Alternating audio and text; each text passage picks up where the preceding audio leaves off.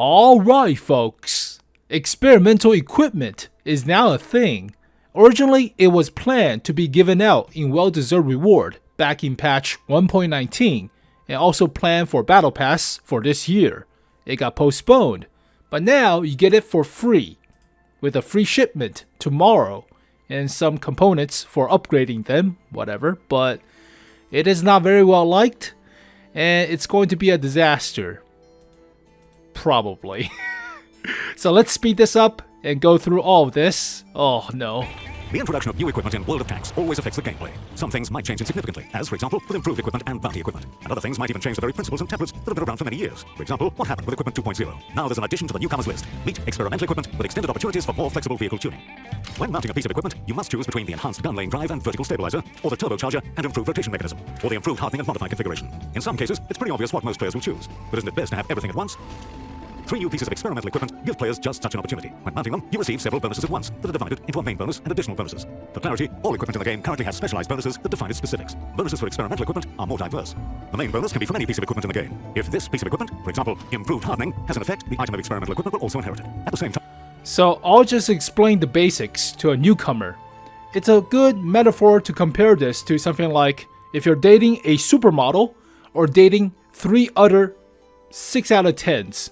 Would you rather date one person with better stats, in a sense, or date 3 other people with somewhat okay of a look to them? So obviously, you would rather have the menage a trois or menage a quad, whatever the hell. You cannot mount standard equipment into a neighboring slot if its bonuses coincide with the main bonus of the piece of experimental equipment. It works similarly to fire control system and mobility improvement system. Additional bonuses can combine several characteristics from different pieces of equipment at once. You can enhance them by mounting equipment of a similar type in a neighboring slot. However, it's only possible if both the main and additional bonuses are not part of the same equipment. For example, improved mobility system has several additional bonuses from Turbocharger. But since Turbocharger also provides a main bonus, you can't mount it into the neighboring slot. The other part of additional bonuses is provided by improved rotation mechanism. That's why you can mount this equipment in the neighboring slot to boost these bonuses. Yes, it might not be quite rational in certain cases, but having this opportunity can't hurt. Let's see the example of an equipment set where mounting standard equipment to boost experimental equipment is more than justified. Equip one vehicle with improved mobility system, enhance it with improved rotation mechanism, and mount equipment to your liking into the 3rd slot. Equip another vehicle with standard equipment with similar characteristics. As you can see, both vehicles are similar in terms of their mobility. However, the first one has a free slot that you can use to add more DPM, stabilization, or survivability. The second vehicle doesn't have such an option, meaning you will have to sacrifice something to improve other characteristics. That's why you should go to the Compare menu before mounting experimental equipment and try different combinations with standard equipment. This way, you'll be able to find more effective setups for all vehicle types. Also, take into account that the effect and part of the bonuses from familiar equipment are not transferred to the additional bonuses of experimental equipment. For example, Survival Improvement Suite doesn't inherit some of the modified configuration bonuses as well as its effect, which can save you from the vagaries of random battles. This principle applies to all experimental equipment. Regarding categories, experimental equipment doesn't have any. That's why it's not important into which slot it's mounted. At the same time, you can upgrade it and make it more efficient. The principle of modernization is similar to upgrading bounty equipment. However, experimental equipment has as many as 3 upgrade levels. Upgrade level 1 is just the beginning. At this level, you get your first experimental equipment item with characteristics close to the standard equipment. Upgrade level 2 improves these characteristics and makes the equipment item even better. Finally, upgrade level 3, in terms of the sum of its characteristics, it will be a nice alternative to improve. So basically, it's just a bunch of convoluted steps to keep you playing the game. Obviously, it's like with the bounty equipments, pay up like 3 million credits for just a slight boost. So just to keep you playing with a bunch of convoluted bullshit. Practically. Alright. Equipment. You will need components to increase upgrade levels. This new game feature can be obtained for disassembling experimental equipment as well as for participating in certain events. It's worth noting that the number of required components will vary depending on the upgrade level. That means you'll need fewer components to go from upgrade level 1 to 2 than to go from upgrade level 2 to 3. At the same time, it's important to take into account that mounting and demounting experimental equipment also has its nuances. Unlike standard equipment, experimental equipment is not divided into classes. The same piece of equipment can be mounted on both a tier 5 and tier 10 vehicle. However, experimental equipment has the same limitations as standard equipment and may be incompatible with some vehicles. For example, you can't mount fire control system on tank destroyers and artillery, since these vehicle types can't be equipped with stabilizers. Demounting experimental equipment only differs from standard equipment in cost. Upgrade level 1 can be demounted with demounting kits or gold, just like standard equipment. Upgrade levels 2 and 3 are demounted with components. That's why mounting such equipment items requires more thorough preparation. You should really think through if it's necessary on a particular vehicle. You can get experimental equipment for taking part in game events. Follow updates on the website to learn more about them. Experimental equipment is a new way to look at the capabilities of your vehicle. It's not. It's a new way for whale clubbers or seal clubbers to club even harder. That's exactly what it is. If you don't have the resource or the time to invest in these equipments, you'll get outmatched by those who already have the time or freaking no-lifers that already played the game for like what, 40 hours per week or something, and they'll squish you practically. So that's exactly what it is.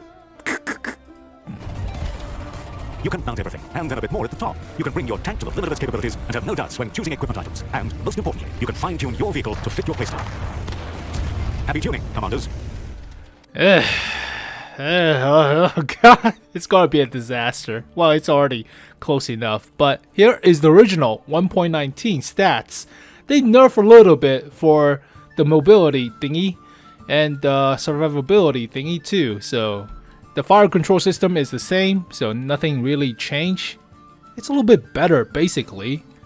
Actually it got nerfed a little bit from basic, but still at the top it's the same. So you can see the difference with the actual normal equipment mounting to the slot of preferred slot, but I mean, the biggest downside to this thing is, like I said, for new players who don't have enough time invested into the game, they'll be even more lagging behind the actual players who spend the time playing the game, getting these equipments, and then getting their face stomp in because they don't have the equipments. So here is a very, very good example comparison. Now I have it in the garage or in the comparison screen. This one is configured, the original T95 Chieftain is configured with the pre-equipment 2.0 loadout. So you have the rammer, vertical stabilizer, and vents. Now with the introduction of turbochargers and other stuff, you don't really need that much dispersion buff because it already has decent enough dispersion on the Chieftain.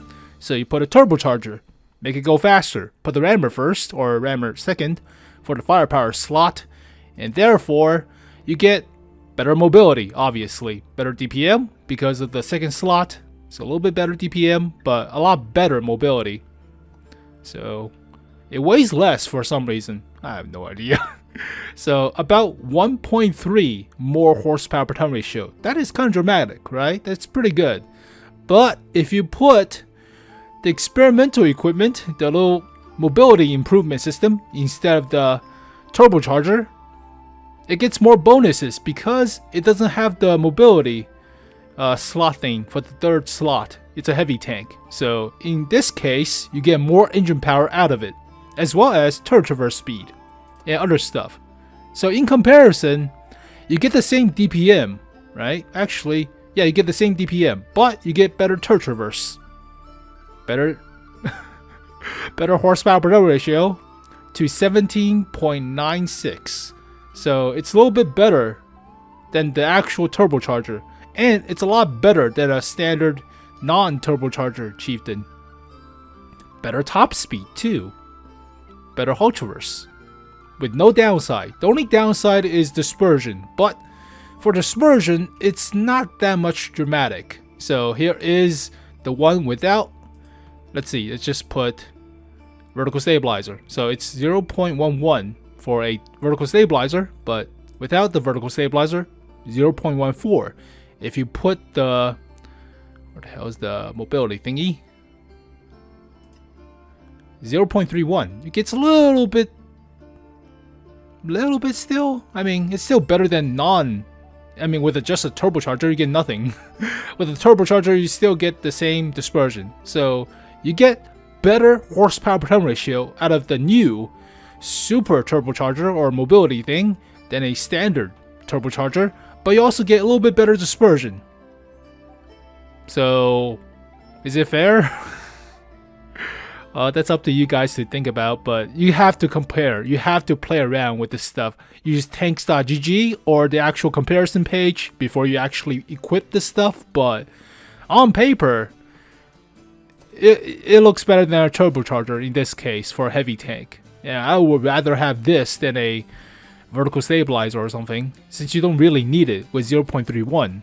I mean, 0.11 dispersion is pretty good, but that's overkill sometimes, right? So I would rather have 1.5 more horsepower per ton ratio and better top speed. I mean, this is getting to main battle tank levels of speed.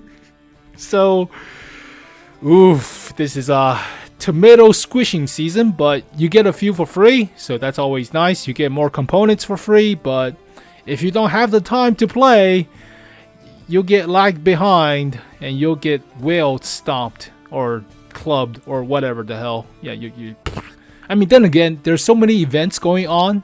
On the 20th, we had the Lunar Marathon for the Type 62 for some reason. Or it's not exactly a marathon, you could buy it, but I don't know if there's a gold compensation with the vehicle, but if you already have it. So, more bonuses to stats. So, Menage a Quad. Nice. But, then your standard supermodel, only one? I want like 4 of them. So, this is the original 1.19 common test. You already see the chart. I photoshopped it from here, but it got postponed for a reason, I guess. I don't know. I think people will complain if it was only given out to well-deserved reward, and none of the newbies actually get it. So Wargaming is like, oh crap, we have to give it to everybody, otherwise people will complain. So they give it to everybody, people still complain, which reasonably, understandably, they should. You're squishing tomatoes super hard, but yeah, we have everything packed together. So get ready for the Type 62 marathon or shop or whatever. But it happened about 9 years ago where we had this vehicle for a marathon as well as the KV220, but I don't know if they're going to go compensate. Well, there you go, folks. Just a quick review, I guess, summary of experimental equipment. So it's like improved equipment with your bonds, except you have to do more convoluted steps with it. Now, I remember there was a mentioning of Steel Hunter from this thing. You have to play Steel Hunter to get it. There it is. Experimental equipment will be among the prizes during Steel Hunter. I don't want to play that mode. God damn it. I haven't played that mode since, I say 3 years ago, when the Object 777 version number 2 was only available if you play the mode, or the Char Future Project 4. But afterwards, you don't have to play it for the tier 9, so I didn't play it. And the battle pass points given out in Steel Hunter wasn't that good, so if you die in the first minute, you get nothing. So, sucks. Well, there you go, folks. A quick summary and foreshadowing or forewarning of the experimental equipment to come. So, get ready your Concept 1Bs with the experimental equipments, and you'll be even faster. Hold on, let me just take a look. Where's my Concept 1B? So I can actually squish some tomatoes. Oh man, some vehicles will be so freaking overpowered. Yeah, compared to just a basic bitch comparison of a heavy tank loadout. So here's my Concept 1B. I'll copy for comparison. And let's just do another quick example. I'll do Swapperoo. Oh, I have actual pub stomping loadout. Alright, fine. Let's just do Turbocharger for this one to make it go a little bit faster. And for the last one, we'll switch it around and do the experimental equipment. There it is. Oh, that's a tier 1. Gross. There you go. So experimental equipment, I don't think the dispersion factor is that big of a drawback. You get faster turret traverse, obviously, the same DPM with the rammer, yada yada, but horsepower per ton ratio goes up to 22.5. 2 more from 22.6. And top speed of 54. I'll chase down medium tanks with this thing. God. I mean, the only detriment I could think of is dispersion factors, but it's not even close still. I mean, it's crazy. So with let's see, let me just put freaking vertical stabilizer, might as well just for a comparison. So with vertical stabilizer 0.11, like with the Chieftain, it's pretty good. Without it, 0.14, fine. With the little mobility stuff, yeah, it's like the Chieftain, same example, but you get more horsepower per ton ratio out of it at the cost of 0.02. Dispersion factors? Definitely I'll go with more horsepower per ton ratio. Hell yeah, but I mean, this is the Chieftain of tier 9, practically. If you know how to play this vehicle well, it's crazy good. It's so dumb. Well, there you go, folks. Experimental equipment. So the basic principle is get you to play the game. That's exactly what it is. If you don't play the game, you'll lag behind and you'll get squished like a tomato. But as always, thank you guys for watching this video. Hopefully you guys enjoyed it. I'll see you guys next time. Peace.